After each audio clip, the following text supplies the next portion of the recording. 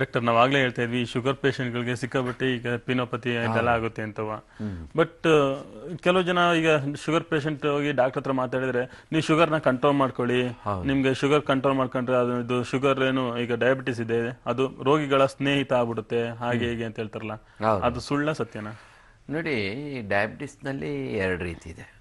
ಒಂದು controlled diabetes, ಇನ್ನೊಂದು uncontrolled diabetes.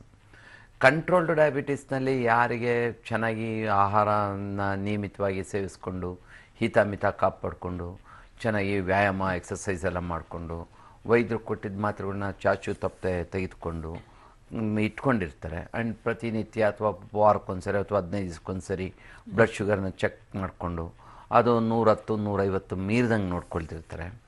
ಅಂಥವ್ರಿಗೆ ಈ ಪೀನೈಲ್ ನರ್ವ್ ಡ್ಯಾಮೇಜ್ ಆಗೋದು ಅಥವಾ ಪೆರಿಫರಲ್ ನ್ಯೂರೈಟಿಸ್ ಆಗೋದು ಕಡಿಮೆ.